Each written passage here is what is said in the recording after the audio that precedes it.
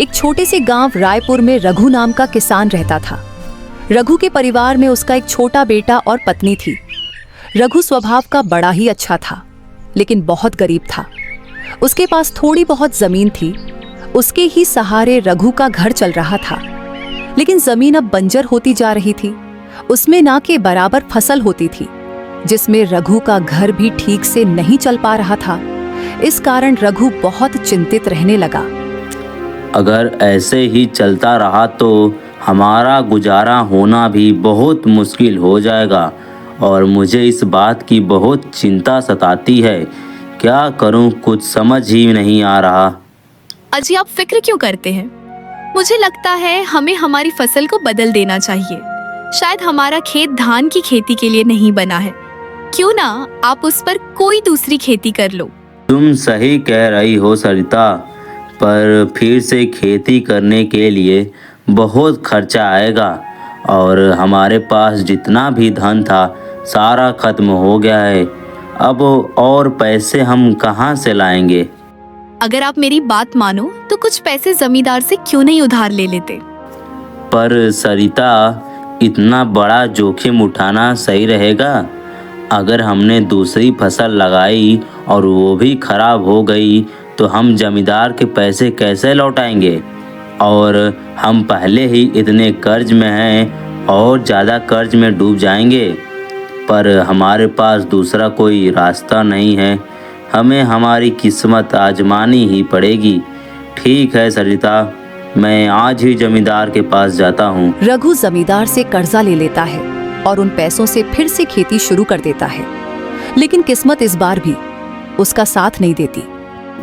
अरे सरिता, जिसका डर था वही हुआ। इस बार भी उस मनहूस जमीन में कुछ नहीं हुआ।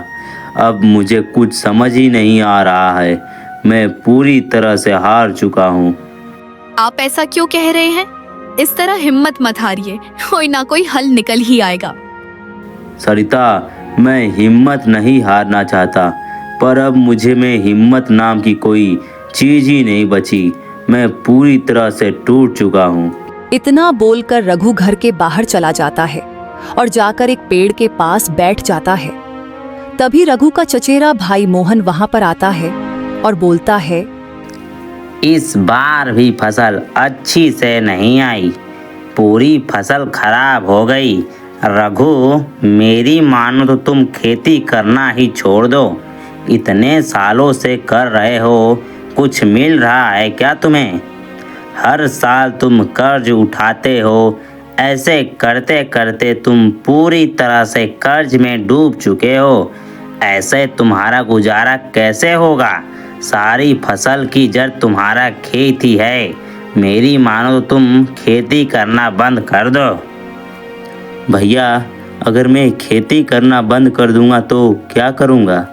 कमाई के और भी कई रास्ते होते हैं। तुमने खेती करके देख लिया ना? तुम्हारे हाथ कुछ लगा नहीं तो फिर तुम अब व्यापार करके देख लो। मेरी मानो तो तुम्हें खेती छोड़ देनी चाहिए और दूसरा व्यापार शुरू कर देना चाहिए। अगर तुम्हें व्यापार करोगे तो तुम्हें बहुत अच्छा मुनाफा होगा और जितनी मेहनत खेती में करनी पड़ती है उतनी तुम्हें व्यापार में करनी भी नहीं पड़ेगी और पैसे भी रोज मिलेंगे। तुम्हें घर चलाने में कोई दिक्कत नहीं होगी और धीरे धीरे तुम अपना कर्ज भी चुका पाओगे। हाँ भैया, शायद आप ठीक कह रहे हो। मुझे यह खेती करना छोड़ ही देना चाहिए। मुझे यह फैसला बहुत पहले ही ले लेना चाहिए था। मेरे दिमाग में ये बात ही नहीं आई। अगर मैं पहले ही यह छोटा मोटा व्यापार कर लेता तो आज मेरे ऊपर इतना कर्ज नहीं होता। यह ज़मीन मेरे लिए मनहूस है। इसने आज तक मुझे कुछ नहीं दिया। लेकिन भैया, मैं कौन सा व्यापार करूं? मुझे तो इस बारे में कुछ पता ही नहीं है। रघु, अगर मेरी बात मानो तो तुम एक गाय खरीद लो। हाँ, और अगर तुम कहते हो तो मैं तुम्हें एक गाय के लिए पैसे अपने पहचान के एक आदमी से दिलवा देता हूँ, ठीक है? भैया, जैसा आपको ठीक लगता है, अब मैं दूध का ही व्यापार करूँगा। मोहन अपने किसी पहचान के आदमी से पैसे निकलवाकर रघु को एक गाय दिलवा देता है। गाय की मदद से रघु का व्यापार अच्छे से चलने लगता है। सरिता, हमें ये दूध का व्यापार पहले ही शुरू कर देना चाहिए था। हम बेकार में ही उस खेत के पीछे लगे रहते थे और वो मनहूस खेत हमें और नीचे गिराता रहा। हम कर्ज में डूबते रहे। आज देखो, हमें दूध के कितने अच्छे पैसे मिल रहे हैं। सब कुछ अच्छा चल रहा है और ऐसे ही थोड़े ही दिनों में हम अच्छे पैसे कमाने लगेंगे और हमारा सारा कर्ज चुकता हो जाएगा। हाँ, शायद आप सही कह रहे हैं। हमारा बेटा भी अब बड़ा होने लगा है, उसके लिए भी थोड़ी बचत हो जाएगी। आगे चलकर उसके पढ़ाई का खर्चा भी उठाना है, उसके लिए भी थोड़ा पैसा जमा हो जाएगा तो हमारी फिक्र कम हो जाएगी। ऐसे ही कुछ दिन बीत जाते हैं। सब कुछ ठीक चल रहा होता है। तभी अचानक एक जहरीला पौधा खाने की वजह से गाय की मौत हो जाती है। गाय के मरने की वजह से रघु का सारा व्यापार बंद हो जाता है। रघु बहुत चिंता में पड़ जाता है। तभी अचानक वहां पर सेठ आ जाता है और बोलता है, आपका धंधा अच्छे से चल गया है, तुम मेरे पैसे क्यों नहीं लौटा रहे हो? आज तो मैं मेरे पैसा लेकर ही जाऊंगा। भलाई का तो कोई जमाना ही नहीं रहा। मैंने तुम्हारे भाई के अच्छे संबंध की वजह से तुम्हें पैसे उधार दे दिए। इसका मतलब ये तो नहीं कि मेरे पैसे डुबा दो। सेठ जी, अभी तो मेरे पास इतने पैसे नहीं हैं सेठ जी। कल ही कुछ जहरीले पौधे खाने की वजह से मेरी गाय मर गई और अब मेरे पास पैसे नहीं हैं। मैं आपको कुछ नहीं दे पाऊंगा। मैं कुछ नहीं जानता। मुझे पैसे चाहिए मतलब चाहिए। मुझे पहले ही समझ जाना चाहिए था कि तू एक नंबर का मनहूस आदमी है। तुझे तो पैसे देने ही नहीं चाहिए थे। तुझे पैसे देकर मैं पछता रहा हूँ। इतनी प्यारी गाय को तूने मार डाला। तेरी मनुष्यत की वजह से ही तेरे खेत में कुछ नहीं उगता है। तू खुद एक मनहूस आदमी है।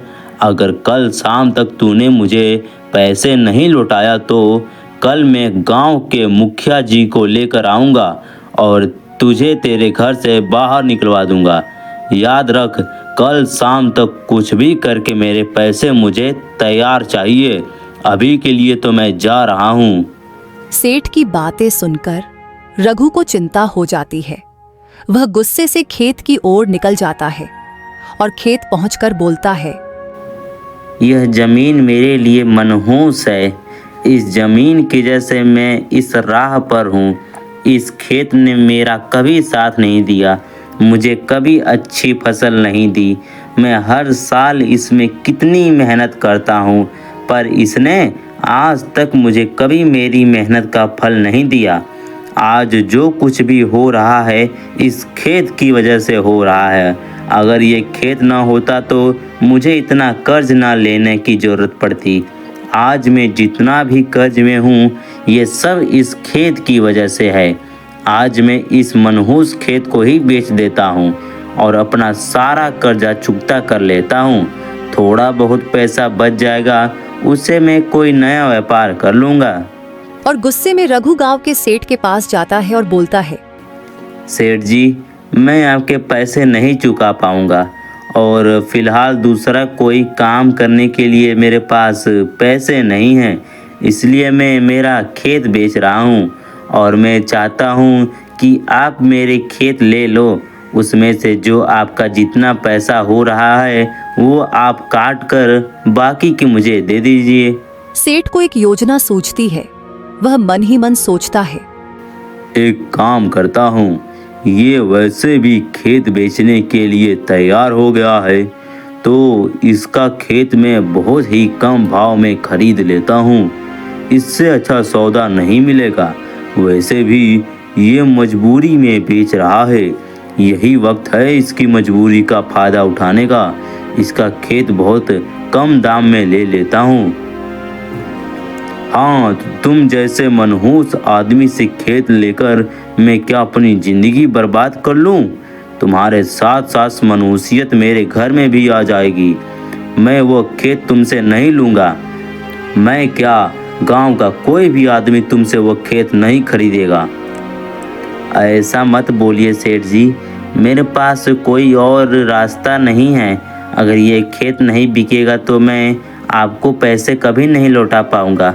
अब आप ही सोचिए, अगर आपको आपके पैसे चाहिए तो आपको ये खेत लेना ही होगा, क्योंकि मेरे पास आपको देने के लिए फूटी कौड़ी नहीं है, इसलिए मैं खेत बेच रहा हूँ। ठीक है, तुम इतना कह रहे हो तो मैं तुमसे खेत खरीदने के लिए तैयार हूँ, लेकिन मैं तुम्हें उस खेत के बदले सिर्फ 1000 सोने की सिक्के ही दे सकता हूँ। उससे ज़्यादा उस खेत की कीमत भी नहीं है और मुझसे उससे ज़्यादा की उम्मीद भी मत रखना। सेठ जी, इतने कम सिक्के? सेठ जी, वो खेत की कीमत कम से कम 4000 सोने की सिक्के होनी चाहिए। मुझे लगता है कि 4000 नहीं तो, लेकिन आपको कम से कम 3000 तो दे देना ही चाहिए। क्या बोला तूने? एक तो मैं तेरा खेत खरीद कर एहसान कर रहा हूँ और ऊपर से तुम उस खेत के 3000 सिक्के मांग रहे हो? बिल्कुल नहीं।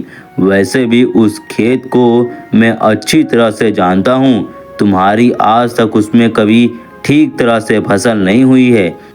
उस खेत ने तुम्हें दिया ही क्या है जो मुझे देगा? एक तरह से मेरा तो नुकसान ही है। उस खेत को खरीद के मुझे कौन सा लाखों का फायदा हो रहा है जो मैं 3000 सोने के सिक्के में वो खेत खरीदूं? तो बोलो, नहीं तो निकलो यहाँ से। रघु बहुत चिंता में पड़ जाता है और बहुत सोचने के बाद वह सेठ जी से कहता है, ठीक है सेठ जी, जैसा आप ठीक समझे, आप मुझे 1000 सिक्के ही दे दीजिए। फिर सेठ रघु को सिक्के दे देता है और वह खेत उस सेठ का हो जाता है। फिर रघु वह पैसे लेकर घर आ जाता है और सरिता को सारी बातें बताता है। आपको इतनी जल्दबाजी में इतना बड़ा फैसला नहीं लेना चाहिए था। आखिर वह जमीन हमें पुरखों से मिली थी। आपको इतना बड़ा कदम नहीं उठाना चाहिए था। और मैं करता भी क्या सरिता? उस मनहूस खेत में तो मेरी पूरी जिंदगी बर्बाद कर दी। उस खेत के चक्कर में मैं इतना कर्ज में आ चुका था कि मेरा चैन से सांस लेना भी मुश्किल हो गया था। फिर मैंने सोचा, सारे मुसीबत की जड़ यह खेत है। आखिर उस खेत ने हमें आज तक दिया ही क्या है? इसलिए मैंने उस मनहूस खेत को ही बेच दिया। मैं जानती हूँ हम बहुत मुसीबत में थे, लेकिन फिर भी खेत बेचना तो किसी बात का हल नहीं हुआ ना। आखिर हमारे पास उस खेत के अलावा और है भी क्या? जो आपने वह भी बेच दिया।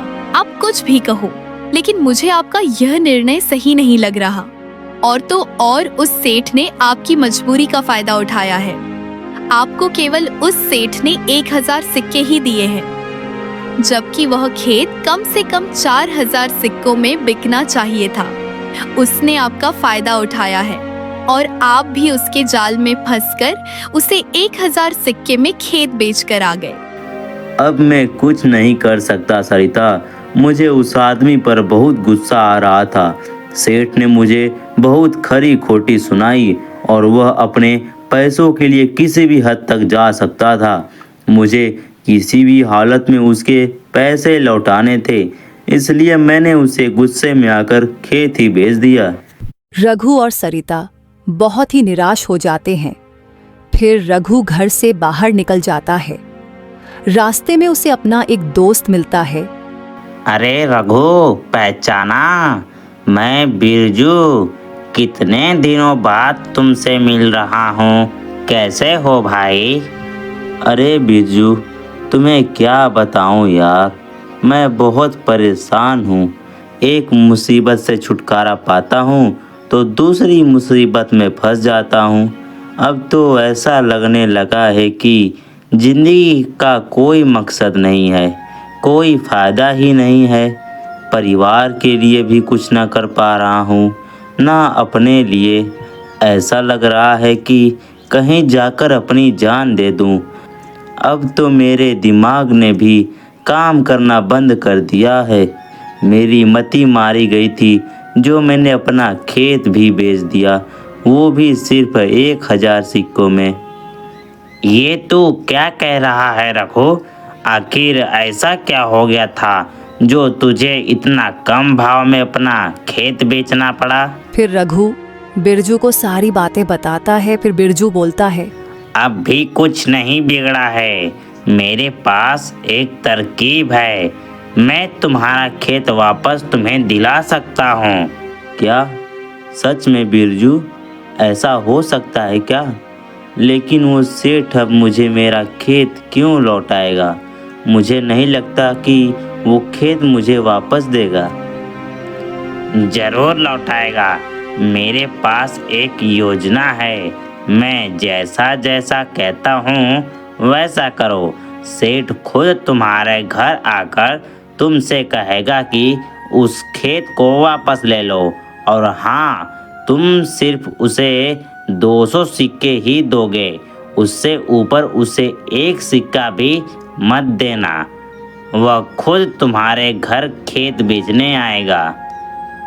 ये कैसे हो सकता है? वह भला 200 सिक्कों में मुझे मेरा खेत वापस कैसे देगा? वो सब तुम मुझ पर छोड़ दो। बस मैं तुम्हें जो कह रहा हूँ वही करो। वो सेठ खुद चलकर तुम्हारे घर आएगा और तुमसे खेत वापस लेने के लिए कहेगा। तब तुम उसे 1000 सिक्के नहीं, सिर्फ 200 सिक्के में ही वो खेत उसे खरीदने की बात करना, ठीक है? वैसे तो मुझे तुम्हारी बातें समझ नहीं आ रही हैं, फिर भी तुम जैसा कहते हो मैं वैसा ही करूँगा। फिर बिरजू सेठ के पास जाता है और बोलता है, नमस्ते भाई जी, मैं पड़ोसी गांव से आया हूँ। मेरा नाम बिरजू है। मैंने सुना है आपके पास बहुत सारे खेत हैं। दरअसल हर साल शुभ मुहूर्त पर मैं कुछ न कुछ ज़मीन ज़रूर खरीदता हूँ। अगर आप मुझे अपनी कोई ज़मीन बेचना चाहो तो मैं उसकी आपको अच्छी खासी रकम देने के लिए तैयार हूँ। ये तो बहुत अच्छी बात है। मेरे पास बहुत सारी ज़मीन है। मेरे साथ चलिए, मैं आपको दिखाता हूँ, आपको ज़रूर पसंद आएगी। फिर सेठ बिरजू को अपनी जमीन दिखाने के लिए ले जाता है और जमीन दिखाता है। बिरजू जमीन को देखकर मन ही मन सोचता है और फिर सेठ से कहता है, ये ज़मीन तो वाकई में बहुत ही अच्छी है। इस ज़मीन को तो मैं ज़रूर खरीदना चाहूँगा, क्योंकि ये ज़मीन सिर्फ भाग्यशाली लोगों के पास ही रहती है।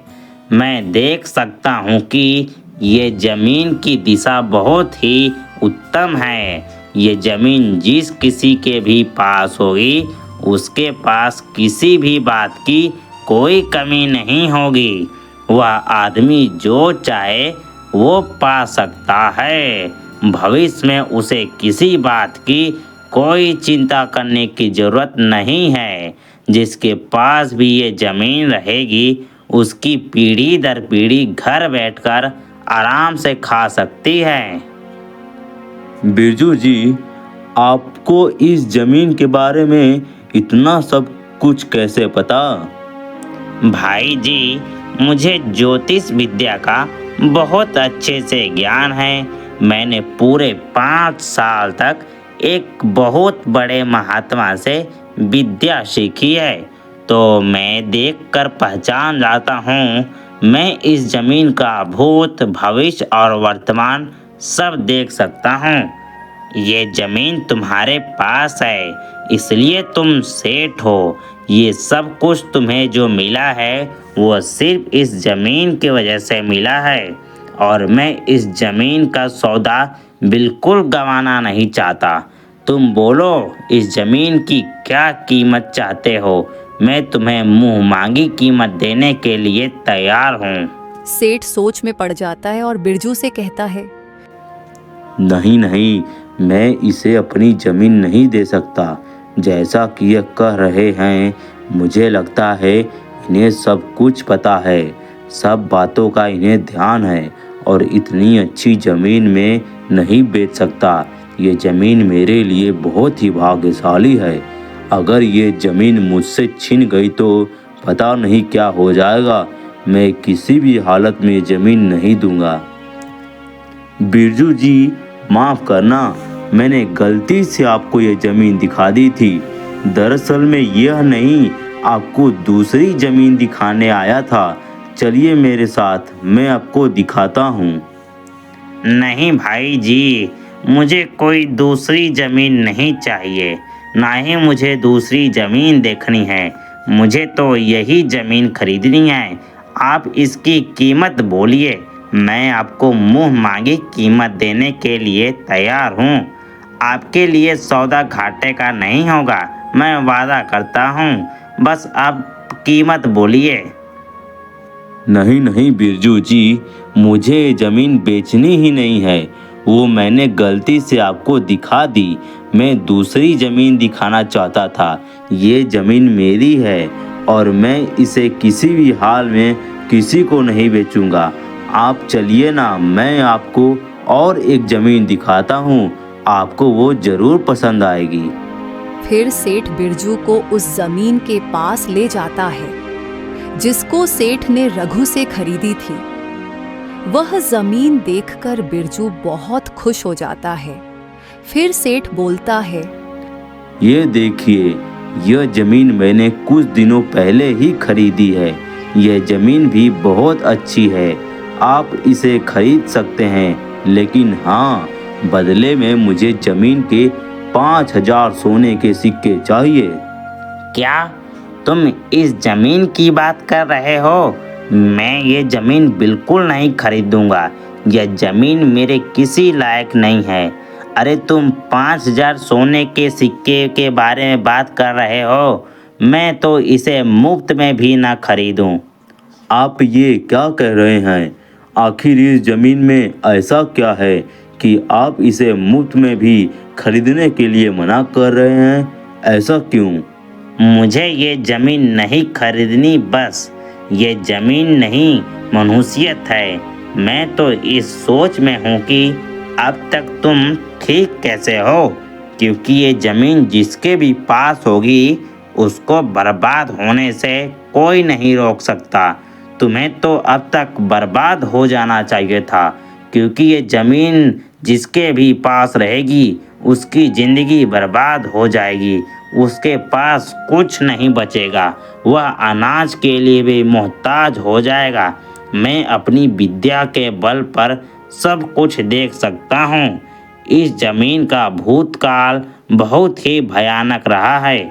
इसकी वजह से ये ज़मीन जिसके भी पास जाएगी उसे बर्बाद होने से कोई नहीं रोक सकता। और जितना मुझे पता है, यह ज़मीन जिसके भी पास थी उसने तुम्हें इसी कारण से बेची है, और अब ये तुम्हारी बर्बादी करने के लिए तुम्हारे पास आई है। सेठ यह सुन बहुत डर जाता है और बोलता है, तुम सच कह रहे हो। यह ज़मीन मुझे रघु ने बेची है, और जहाँ तक मैं जानता हूँ, रघु को कभी इस ज़मीन ने कुछ नहीं दिया। जब से ये ज़मीन रघु के पास थी, उसका हमेशा नुकसान ही हुआ है। उसकी हालत में अच्छी तरह से जानता हूँ। वो पूरी तरह से बर्बाद हो चुका है। तुम बिल्कुल सही कह रहे हो। शायद ये ज़मीन ही इस बात के लिए जिम्मेदार है, और उसने यह ज़मीन मुझे बेच दी। इसका मतलब मेरी हालत भी रघु जैसी ही हो जाएगी। नहीं नहीं, मुझे ये ज़मीन अपने पास नहीं रखनी चाहिए। मैं इसे कल ही बेच दूंगा। अगर तुम उस रघु को ही ये ज़मीन बेच दोगे तो तुम्हारा आने वाला समय बहुत अच्छा होगा। तुम्हारे ऊपर की सारी पीड़ा और मुसीबत रघु के ऊपर चली जाएगी। आप सही कह रहे हैं बिरजू भाई, मैं ऐसा ही करता हूँ। मैं कल ही रघु के पास जाता हूँ और यह जमीन उसे वापस बेच देता हूँ। और मेरी बात ध्यान से सुनिए, चाहे सौदा घाटे का हो या मुनाफे का हो, इस जमीन से कल ही पीछा छुड़ा दीजिए। अगर एक दिन भी ये जमीन तुम्हारे पास रही तो तुम्हें बर्बाद होने से कोई नहीं रोक सकता। कल के ही कल इस जमीन का सौदा कीजिए और यह जमीन रघु के हवाले कर दीजिए। चाहे वो तुम्हें इससे के कितने भी सिक्के क्यों न दे, तुम्हें यह जमीन उसे किसी भी हालत में बेचनी होगी। बिरजू की सारी बातें सुन सेठ बहुत डर जाता है और दूसरे ही दिन रघु के घर जाकर बोलता है, रघु, तुझे जो मैंने सोने के सिक्के दिए थे वो वापस करो और अपनी जमीन वापस ले लो। सेठ जी, आप ये क्या कह रहे हैं?